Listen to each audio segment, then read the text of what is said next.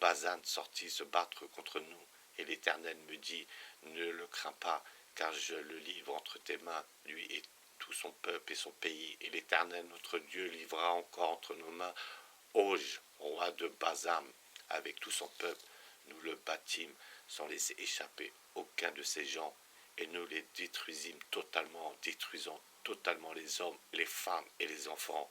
Ces menaces eurent une signification fatale pour les foules de fugitifs arabes rassemblés au-delà des frontières. Selon le récit de M. Henri Labouisse, directeur de l'Office de secours et de travaux des Nations Unies pour les réfugiés de Palestine en avril 1956, il y voyait plus de 900 000 réfugiés arabes, 499 000 en Jordanie, 88 000 en Syrie, 103 000 au Liban et 21 000 en Égypte, dans la région de Gaza. Les menaces de M. Begin les maintiennent dans les perspectives constantes de nouvelles fuites ou tentatives de fuite dans un désert plus reculé, toujours plus inhospitalier. Puis les paroles furent concrétisées par les actes. Une longue série de raids et de massacres locaux symboliques furent perpétrés pour leur montrer que le sort de Deir Yassin leur pendait vraiment au nez. Cela commença le 14 octobre 1953, quand une force puissante traversa soudainement la frontière jordanienne, assassina chaque être vivant à Kibia et détruit ce village. 66 victimes, la plupart des femmes et des enfants, retrouvés massacrés. Les 499 000 Arabes réfugiés en Jordanie en tirèrent des conclusions naturelles. L'archevêque de York dit que le monde civilisé était horrifié, que le vote juif à New York avait un effet paralysant sur les Nations Unies dans son traitement de la Palestine, et qu'à moins que des mesures énergiques ne soient prises, le Moyen-Orient s'embrasera. Le Conseil des députés des Juifs britanniques qualifia cette déclaration de provocatrice et de partiale. Le maire de New York, un certain Robert Wagner, dit qu'il était choqué et que le bon archevêque ne connaît manifestement pas bien la scène américaine. Les Nations Unies condamnèrent timidement Israël. Le 28 février 1955, une force puissante israélienne pénétra dans la région de Gaza, accordée aux Arabes par les Nations Unies en 1949 et sous occupation militaire égyptienne, où 215 000 réfugiés arabes se lamentaient dans une misère noire le long d'une bande étroite de littoral aride aux 2/3 des dunes de sable. Sir Thomas Rapp, The Listener, 6 mars 1955, 39 Égyptiens furent tués ainsi qu'un nombre non précisé de réfugiés arabes qui, alors en signe de protestation désespérée contre leur sort, brûlèrent 5 centres de secours des Nations Unies. Et avec leur propre maigre ration, la commission mixte d'armistice condamna Israël pour agression brutale dans une attaque préparée à l'avance et planifiée. L'affaire fut ensuite portée au Conseil de sécurité des Nations Unies lui-même, qui par vote unanime de 11 pays condamna Israël. Le délégué des États-Unis dit que c'était le 4e cas similaire, le plus grave à cause de son évidente préméditation.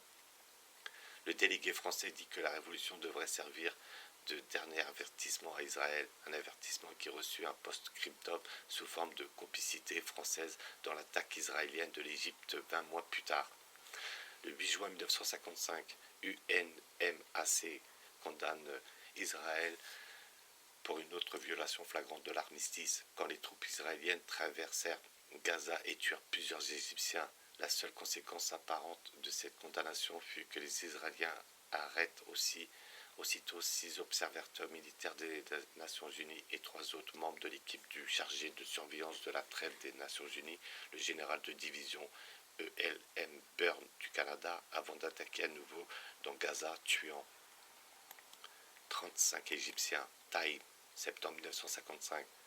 Le même mois de septembre 1955, dans une interview de Ben Gurion, dit qu'il attaquerait l'Égypte d'ici un an.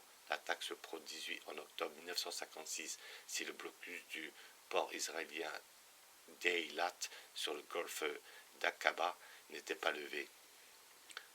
Le Conseil de sécurité des Nations Unies semblait appréhender de commander cette nouvelle attaque. La campagne pour les élections présidentielle américaine venait de commencer et proposa simplement que les Israéliens et les Égyptiens se replient de 500 mètres chacun, laissant une zone démilitarisée, une proposition que les Égyptiens avaient déjà faite en vain. Puis le 23 octobre 1955, le général Burn commanda Israël pour une attaque bien planifiée en Syrie où plusieurs Syriens furent kidnappés et les observateurs du général Burn furent à nouveau empêchés de par leur détention d'observer ce qui se passait.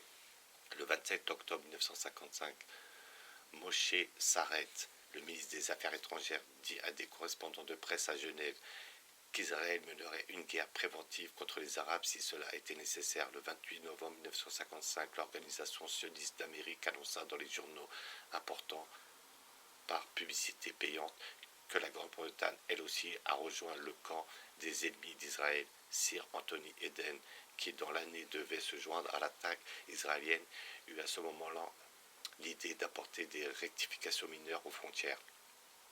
Le 11 décembre 1955, les Israéliens attaquèrent la Syrie en force et tuèrent 56 personnes. Cela déclencha la condamnation la plus forte des Nations Unies, qui comporte un intérêt historique parce que l'année de l'élection présidentielle était commencée et la condamnation pour quelque motif que ce soit devint bientôt indésirable.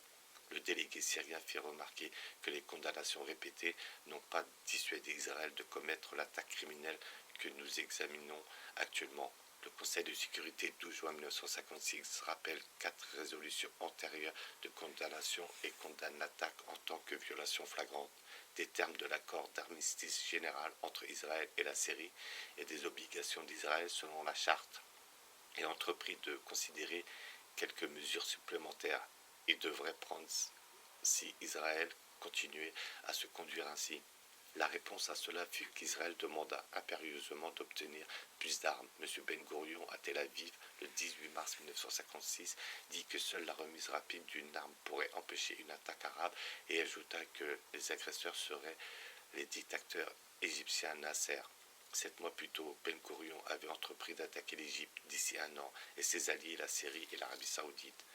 Le 5 avril 1956, alors que le Conseil de sécurité des Nations Unies était sur le point d'envoyer son secrétaire général, M. Dag Hammarskjöld, en émission de paix au Moyen-Orient, l'artillerie israélienne bombarda la région de Gaza, tuant 42 et blessant 103 civils arabes, pratiquement la moitié étant des femmes et des enfants. Le 19 juin, M. Ben Gourion renvoya M. Charest du ministre des Affaires étrangères en faveur de Mme Golda Meir-Zon, maintenant Meir, et venant également de Russie, et le New York Times rapporta de manière significative que cela pourra dénoter le passage de la modération à l'activisme. M. Charest, comme Dr Weizmann et Dr Herzl avant lui, s'étant attiré le reproche d'être modéré, le problème en question était celui qui mena à la découverte du Dr Weizmann au Congrès sioniste de 1946, où l'activisme l'emporta et le Dr Weizmann fut la résurgence du mal ancien sous une nouvelle forme et horrible. L'activisme fut toujours depuis l'ancien temps en Russie un euphémisme pour la violence sous forme de terreur et d'assassinat. Dès le moment où ce mot réapparut dans les journaux, l'étudiant du sionisme sut à quoi s'entendre avant la fin de l'année.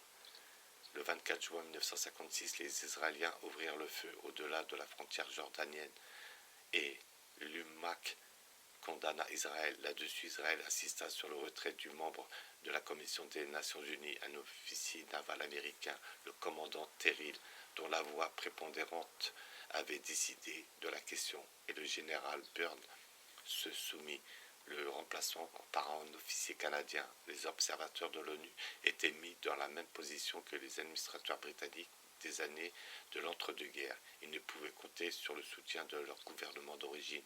Ils avaient constamment le rappel sous les yeux, le village de Wingate en Israël, que l'avancement et la promotion en Palestine étaient les récompenses pour la trahison et non le devoir.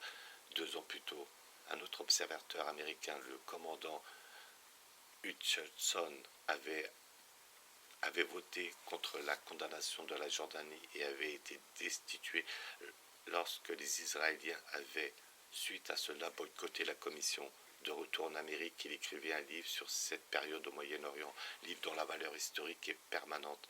Comme tous les honnêtes hommes avant lui, il rapporta que la seule façon de sortir de cette confusion était d'établir le droit des Arabes expulsés à revenir chez eux, d'admettre que les lignes de démarcation de l'armistice de 1949 n'étaient que provisoires et non des frontières, et